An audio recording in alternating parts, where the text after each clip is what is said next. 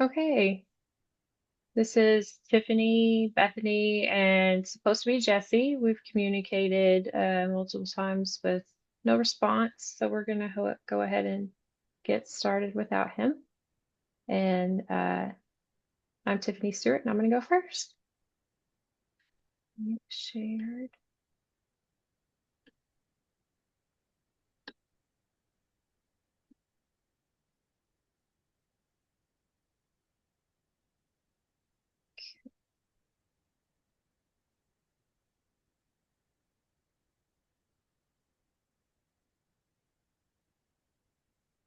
Okay, so picture this. It's Monday morning, and your alarm's going off. You've hit the snooze 3 or 4 times, and all you can think about is you just don't want to get out of bed because it's not been your day, your week, your month, or your year. You're mentally spent. It's the end of the year. You've used all of your vacation time. You do have some sick time. So you have to fight that mental battle. Do you go ahead and go in and worry about your struggle of productivity and whether or not you're working efficiently? Or do you go ahead and call in and say that you're sick just so you can have a mental health day and ensure that you go back to work the next day completely ready to go?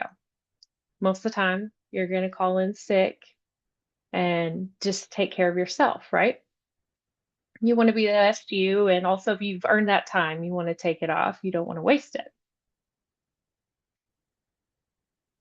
I've been on both sides of this struggle. I've been on the management and the employee side.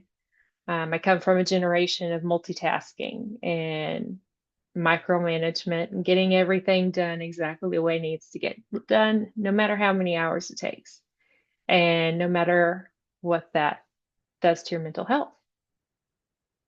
Luckily, society is kind of making a shift and becoming more aware and understanding the importance of mental health and wellness. And in saying that, I believe that it's time to make a change from the traditional time off policies that we have, in which there are multiple accrual buckets, say vacation and sick, and bereavement, funeral, voting, jury duty, and changing that into a general paid time off program. And I believe that benefits both organization and employees for many reasons, including being easier for the organization. You'd have increased communication between employees and management, and in promoting mental wellness. And in being easier for the organization, right off, easier tracking as far as time off balances. In traditional time off policies, you have a vacation total of hours, you have a sick total of hours.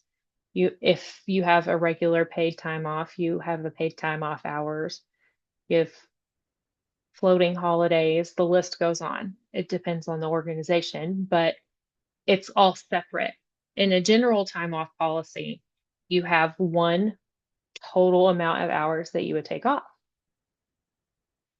And this is just easier to track for organizations as a whole because you don't have to keep up with all of those buckets. And in doing so, you're simplifying the processes and tracking that as well. As well as providing more control to the employee themselves as far as where they're using that time off and when and how it's scheduled. And in putting the employee in control, you're easing any anxieties they may have as far as why they're taking off. They may struggle with the fact that they have to take a mental health day. It's hard for some people to admit that to their manager, especially. You don't want to tell them that. Um, you might want to keep that private. And having a general paid time off policy allows you to do that. You can say, just schedule a random day in the week and you don't have to tell anybody why. If you've got the time, you can take the time off. And you're promoting individual employee mental health wellness in doing that. Uh, you acknowledge that the employees are different and they need their time in different ways. They're going to live their lives differently, and in doing so, they may have struggles in different ways. This also allows the employee to decide how the time needs to be used based on what they need, based on their family's needs. And they don't have to feel guilty when taking that time off if it's not for something standard that you may think of, like a vacation or just a sick day. And when they feel more comfortable communicating that information, um, they're going to be more open with your management. So you've got better communication lines between your employees and your managers.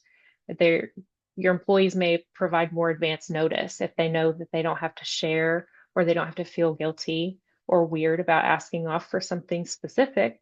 They can go ahead and schedule it off and not worry about it and move on. So you would have less people calling in at that point. And then the employees are also going to be more honest about why they're taking off. They don't, if they're going to take more days off, then they're going to be sick, then they don't have any reason to tell you why they're taking off is something different than it actually is. That's going to be, you have that open and honest communication with your management and your employees, that's going to lead to greater trust. That employee is going to stick around longer and you're going to have better relationships overall. And with the benefits of both the organization and the employee, it just makes sense to make a change that benefits everybody.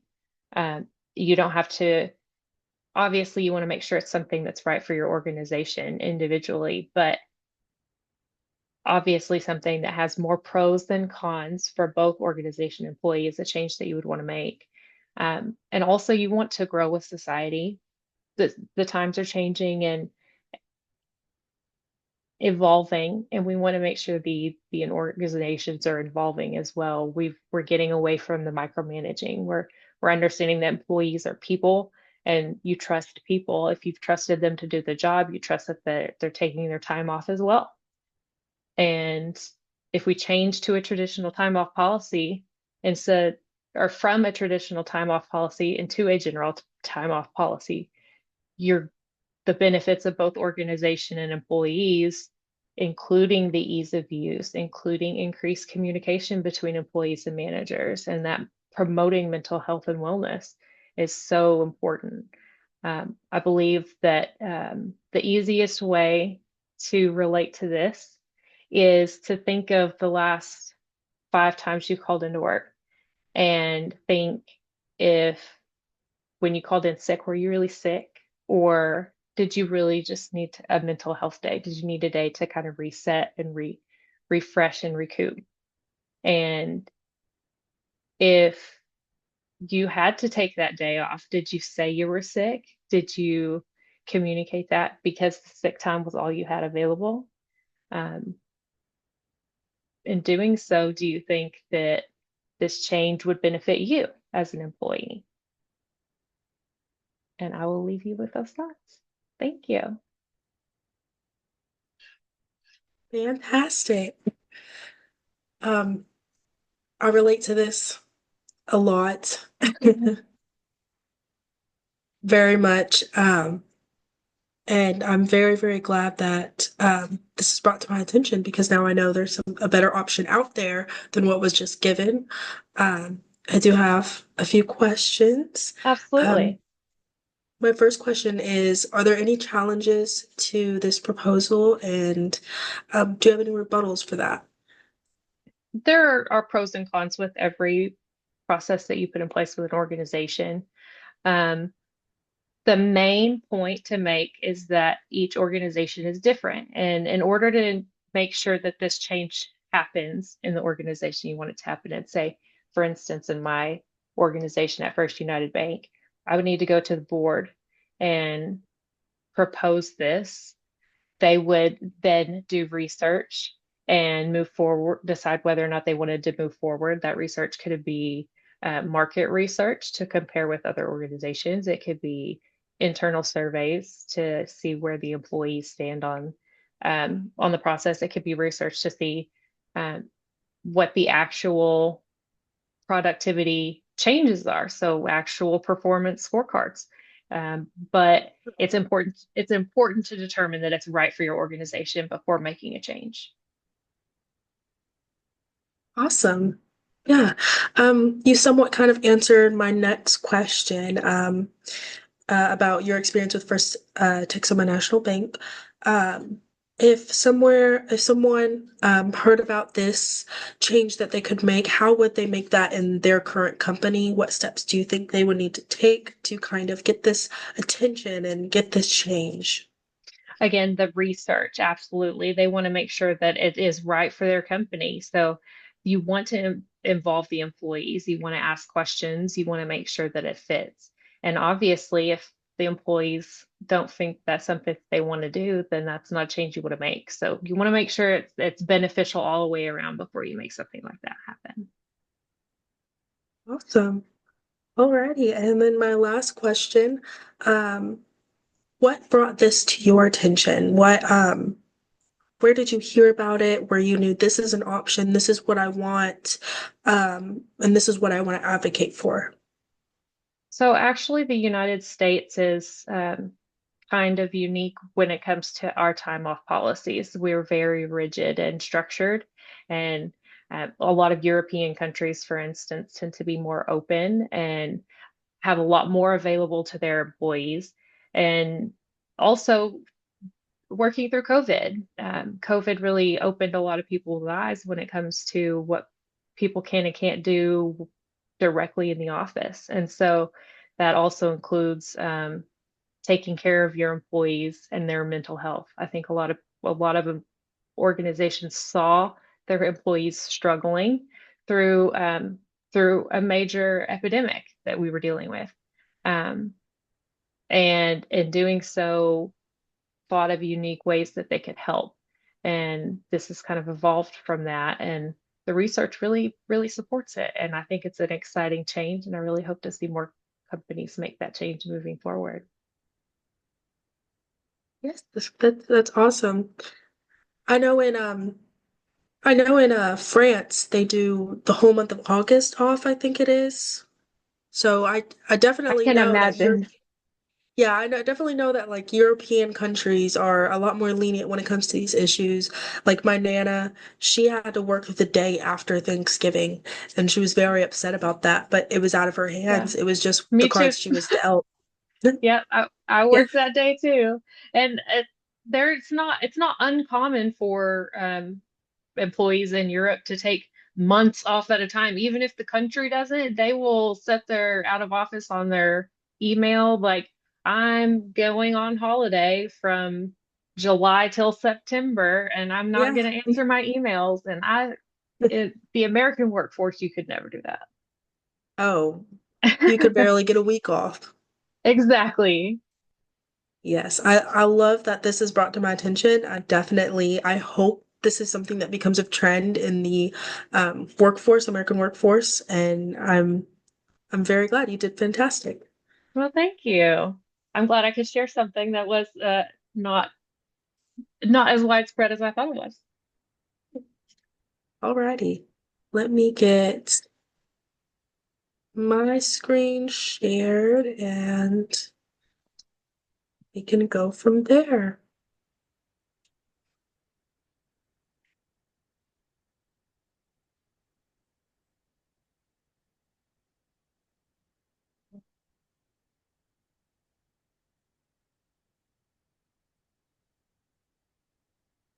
Let me know if you see the screen. Yeah. Righty.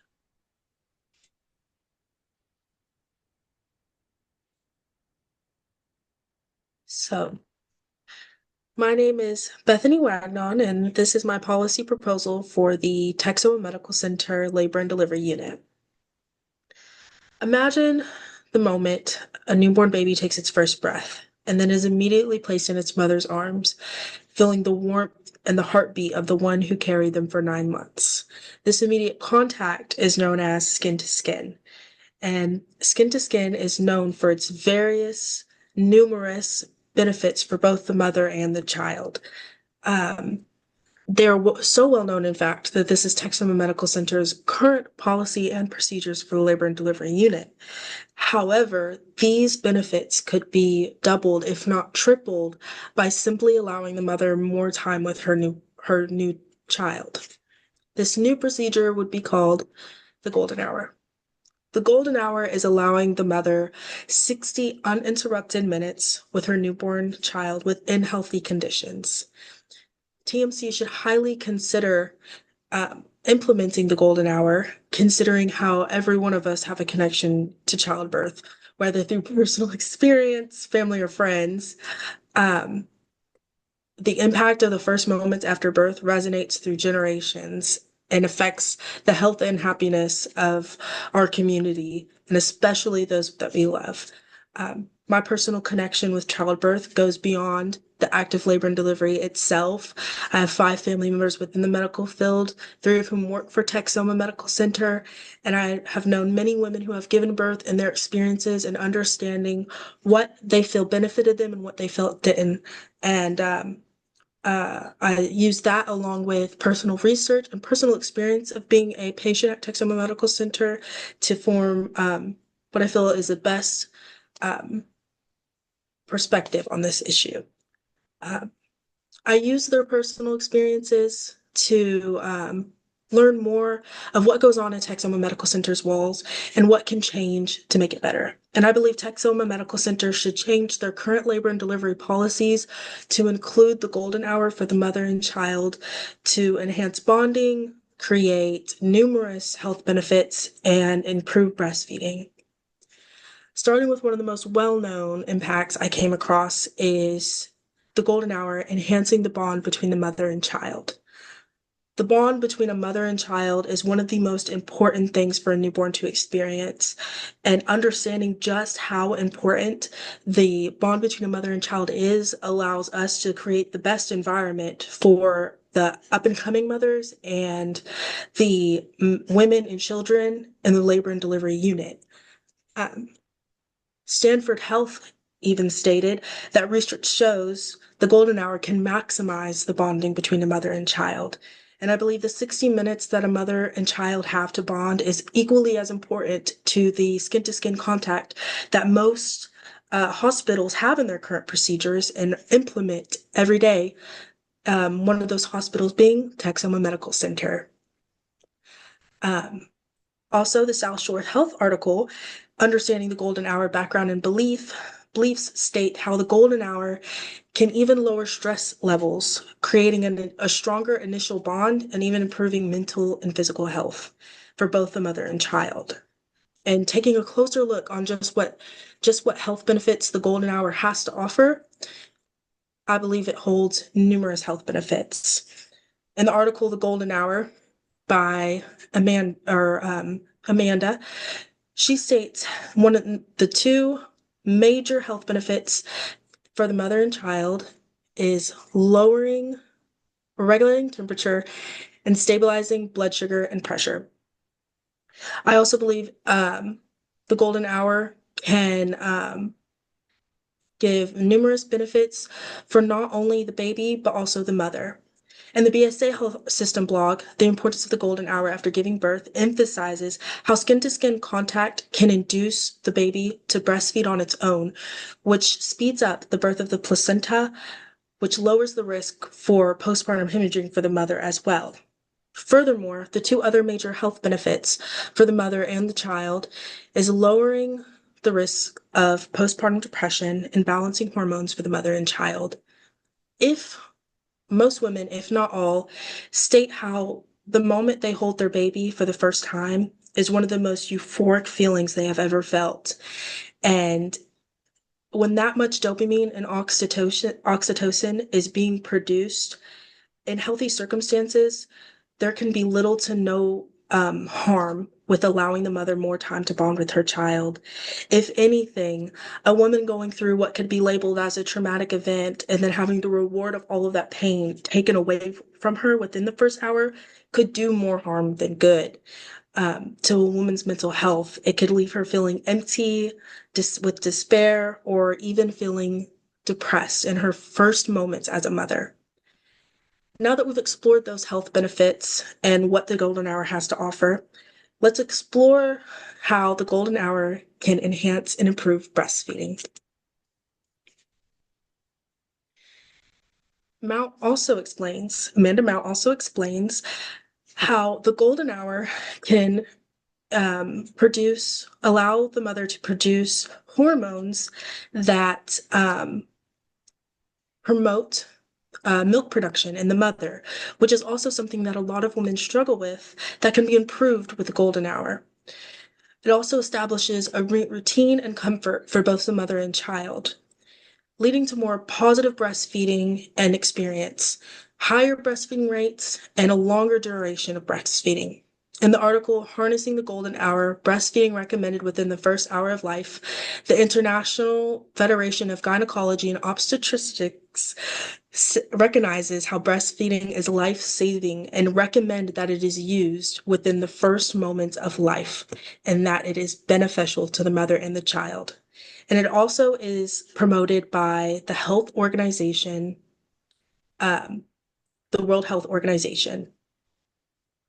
I hope that the takeaway is recognizing by integrating the golden hour at Texoma Medical Center and the labor delivery procedure, that we can enhance the mother and child bond and create more health benefits and improve breastfeeding, ensuring a healthier start to life. I urge you to consider the impact of the simple but powerful practice to speak with women who have given birth and have experienced this and what they feel is what was best for them and also what they feel benefited their child. I would also urge you to advocate for the golden hour, advocate for the things that affect the mothers, because we all came from a mother and everybody we love and know came from mothers. And also support the policies that help mothers and children. Support women and support what can benefit us in the medical field and our children. And also make a difference. Choose to make a difference today in the hospitals in your area, but also Texoma Medical Center. And this is my information. Thank you so much. That was fantastic. I can say that I personally relate to the importance and benefits of that. I have two daughters. One is 16 and one is or almost 16 and one is 6. So they're 9.5 years apart. And that baby friendly movement didn't happen with the first one. So I really got to experience the golden hour with my second, and the difference is night and day, I believe, as far as how a mother leaves the hospital feeling personally.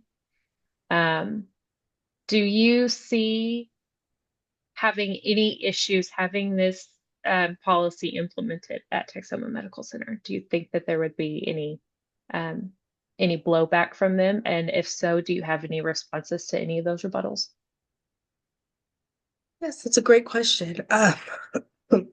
Of course, we always have to make sure that whenever we implement any policy regarding something like labor, which can be very spontaneous, it can change at any moment, that we make sure it's very situational. Of course, if the child or the mother is in critical condition, then it would be best for the child to go into surgery or care. Of course, that's a priority, but in healthy situations, I I would believe that there is little to no blowback.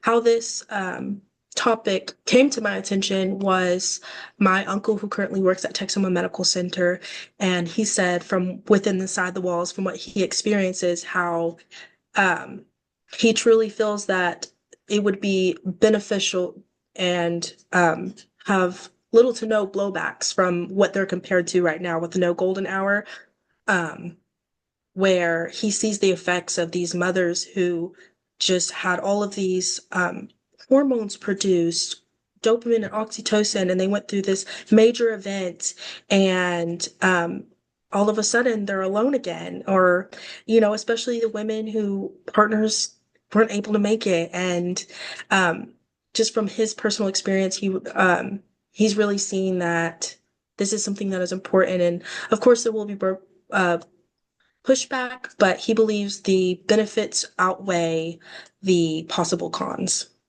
and as do I.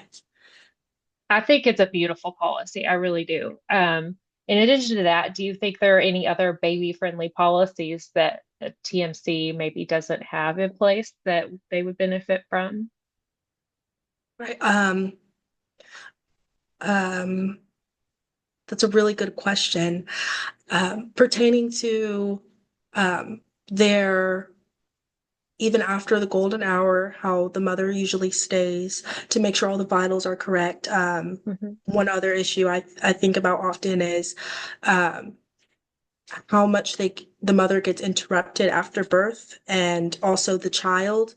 Um, Sometimes the mother has to stay up to a week, depending on her condition after birth, in the hospital. And I know some women who have had to stay for 2 months, and it's really hard for them being new mothers, nurses coming in and out, which I understand it's their job. But if there was an easier process to regulate vitals and check on baby and mama in a way where it doesn't cause the baby to wake up and start crying while the mom is trying to rest, or because that could also be very stressful for the mother just becoming a mom, and if she's having to stay in the hospital there probably is something wrong. So um, just maybe a better way for to make the mom and the child feel comfortable.